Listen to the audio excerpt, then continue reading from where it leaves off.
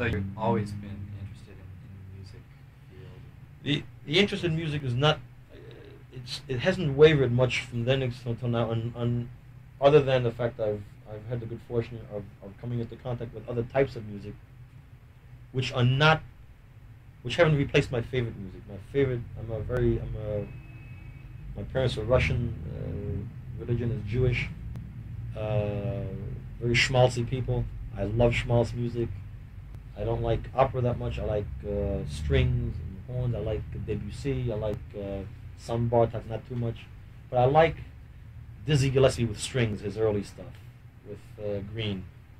I like, my favorite music of all music is Latin music. Anything that's rhythmic, anything that's African, Brazilian, anything that's percussive, with rhythmic patterns that I can comprehend. I'm not too much into counterpuntal. I'm not too much into ultra-modern music. As corny as it is, I love Jackie Gleason with strings music, the dream by music, the eat by music, the screw by. I don't care. Music to pick your flowers by, because my mind is very active and I don't want to spend that much attention. I cannot listen, just listen, because I have an active mind. And I was raised in New York, and I was born in Germany. Came to New York when I was 11, living with foster parents, but lived in a black neighborhood, which eventually got to be a little more Latin, and was raised with a great appreciation for Latin music. So my real forte and my real joy, my personal joy, is all forms of Latin music, mainly Cuban and Puerto Rican, as it is played in New York and done in New York. I don't know how familiar you are with Latin music. I really understand. I think I understand Latin music, percussive music. Villalobos, I listen to a great deal. I listen to Aaron Copland in my spare time. I've always, one of the pet questions I always ask anyone that I get to know.